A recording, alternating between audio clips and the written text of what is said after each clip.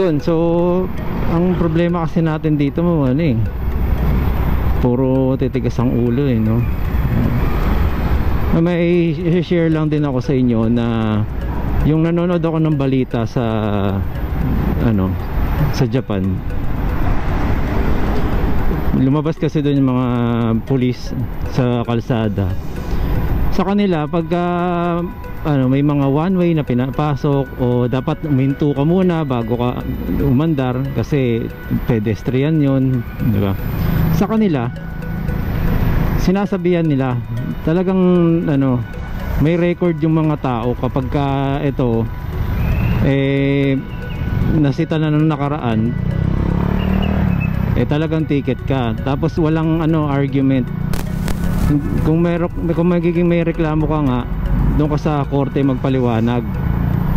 Literal yung mga kasabihan natin na gano'n, di ba? Minsan sa barangay ka magpaliwanag, yung mga biruan natin ganyan sa pag mareklamo ka. So yun yung kaibahan, no? O, nasa screen ipapakita ko sa inyo na yun yung pinapanood ko, na ganun sila manita, no? Ang galing, di ba? Kung ganun yung mga kapulisan natin, hindi yung konting kibot ticket agad. Pero minsan hindi natin maano kasi nga baka sobrang kulit kasi talaga, di ba? Ayaw yung matuto talaga, puro kayo pasaway. Kaya siguro din nangyayari yung ganun, ano. Hindi ko naman po pwedeng iano lang sa ating mga kapulisan dahil may mga mali din ang ating mga riders, no? Mga tawag dito sa mga gumagamit lahat ng kalsada, no, sa public road. So yun, may kwento ko lang. Ito po ay naiwan to ng halos mahigit 2 linggo. So iniwanan ko siya ng full charge. So kung kayo po ay aalis at hindi po mapapaandar, bago po kayo umalis, i-full charge nyo po yung e-bike ninyo. Mapa lead acid, mapa lithium po yan. Mas maganda po may pondo siya para meron siyang ano pa, unti-unti nagbabawas po kasi yan eh. Lalo na yung ganitong panahon, mas malakas po sa battery yung mga ano natin, e-bike natin. Ayun po ay sa aking ano lang ha, sa aking experience, no. Hindi po ako makikipagtalo sa mga kahit anong temperature yan, parehas lang yan. Hindi po ako makikipagtalo ng ganun. Ito po ay base lang po sa aking experience kasi parang pakiramdam ko mas mahina. Hindi ko alam kung ako kasi nangihina, no? Nangihina ako sa panahon, napakainit, di ba? Kahit sino naman, kung lumalabas ka agad yung pawis mo, edi para kang ano, pagod, di ba? Tapos sabayan pa ng mga makukulit na motorista sa kalsada. Traffic. So ngayon po ay April 14. Mga nag-uuwian na po yung iba ng probinsya para sa sa pagdiwang ng mahal na araw. Mahal na araw ba o bakasyon o ano talaga? Outing. So yun lang. Medyo na out of balance ako dun Tagal natin hindi naggaganito. Alright, ayan. Sayang, dapat sabayan natin yung ano. Sabayan natin yung truck. Bagal naman ito. Ayan.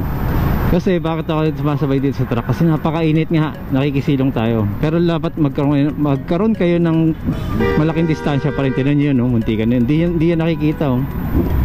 Nakikita yan, pero syempre limitado po yung preno niyan. Bakit? Kasi yung bigat nila. Pag sa sobrang bigat po yan, hindi po kagad hihinto yan. Kaya ingat po kayo. Huwag po kayo masyado madikit dyan. Pagka ganitong traffic, dapat mag-isip kayo. Kung sa tumatakbo nga po, mas lalo kayo mag-ingat. Isang makatulog lang na driver dyan, magiwang yan sa pool kayo dyan. At syempre kung kayo nasa traffic naman, singit kayo na singit, nakita nyo yung, kung napanood nyo yung nakaraan na namatay, nasagasaan, hindi nakita. Bigla kasing ano, kahit sabihin yung malaki po yung mirror nyan, kung hinahabol niya yung stoplight, doon nakatingin sa stoplight yan, nasa po ba yung stoplight? Nasa taas, di ba? Hindi naman nasa baba. So yun, ito po ay Mindanao Avenue Congressional Congressional Avenue. Narinig tayong big bike. Medyo papaspasan ko na at painit na ng painit at mukha tayong hulas agad. So yun, ano pa ba ang ating ano. So yung mga nagtatanong po ng mga ano battery, ayan, marami po tayong ano dyan, nasa GC natin. Kung wala pa po kayo sa GC, pwede nyo naman po ako i-PM. Kaya lang hindi ko lang po maintindihan bakit yung iba ay hindi kagad makapasok sa GC. Kasi nga po ano, hindi ko alam kung may private or yung iba nabasa ko sa ano 60 days bago pa makapasok. So hindi namin kayo ina-add talagang ewan ko bakit ayaw. Parang restriction. Ayan. Okay, so ano pa ba? Mabilisan lang po no, kasi pati ako naiinitan. Oh, and wow. Parang ayaw ng ano naglagay ka ng bubong, pati ikaw nakayuko. Kulang yung ano, yung ulo mo na yung nag-adjust no. Ito apologies. Kailangan ko ng paspasan guys at medyo late na tayo at mainit. Level 1 lang po tayo, tumatakbo tayo ng 44. Ayan. So malayo pa lang nakita na natin may tumatawid, kasi nakita natin pedestrian, so give way tayo. Ayan, so may tatawid ulit wala sa pedestrian, diba? So ganyan sa Pilipinas, anyone can cross the street anywhere.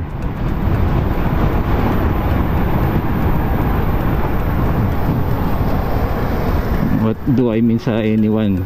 Hindi lang po yung mga naglilinis no? Umaandar siya, medyo tingnan natin ang posisyon. Ayan, pasok tayo.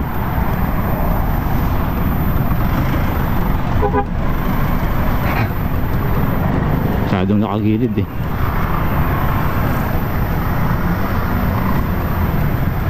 Hindi niya po tayo nakikita kasi nagsisigarilyo siya, tapos may kortina pa. Ayan, so yun lang muna guys at traffic dito. Alam niyo naman, ayoko po kayong naboboring sa ano, sa video na to, dahil ito lang po yung nakikita ninyo, kundi puwet, tambucho, ilaw na pula. Okay, so doon muna ulit. Itingnan ko kung may duktong ko ulit doon. Thank you. So syempre sama na natin to. May iba nagse-cellphone pa.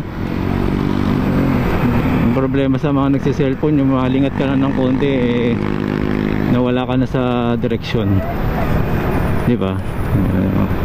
Nasubukan ko na yan eh. Nasubukan ko na yan guys. Pagharap ko poste na. Pero di cellphone yun. Basta yun na yun. Kung yun ang ginagawa yan, bawasan nyo yan. Focus kayo guys, ingat kayo. Ayan, ito ay biyahe natin na araw-araw at balik ano tayo, balik sa ating routine.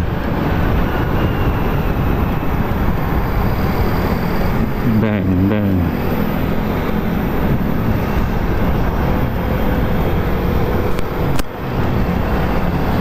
Yeah, may napanood nga pala akong ano no, ewan ko vlogger ba siya. Ang bilis niya. Hindi naman siya, hindi, ewan ko hindi ko pa masyadong napanood masyado eh. Lumiko yung truck, ayun, natamaan niya. Ayun, e-bike. Di ba? Kahit pa paano naka-helmet, di ba? Ang ganda ng ngiti. Ang sarap tignan pagka gano'n nagbabatian ng mga kapwa. Ayun. Dati gano'n ng mga motor, ewan ko pa ngayon bakit parang kala mo lagi nakikipag-unad at galit lagi mo. Sa ano din, no? Sa matataas ang blood cholesterol. Nabutan pa tayo ng stop. Ayun. Ayun. So ayun guys, dito muna tayo at pakaliwa tayo dito, pa left turn, Hidari. Okay, Hidari. tayo ay pa-EDSA na, 'di ba? So ayun lang muna guys, maraming salamat. Guys, pakilala ko lang my nephew or Oi Ko, Masaki and Taichi. Marvin Chua Motovlog いいねとチャンネル登録よろしくね。Ayan o, meron na rin tayo dito sa Japan guys. So okay, once again, Marvin Chua Motovlog po. Maraming salamat po. Salamat din po sa mga nag-subscribe. Subscribe, okay. Bulol pa, no?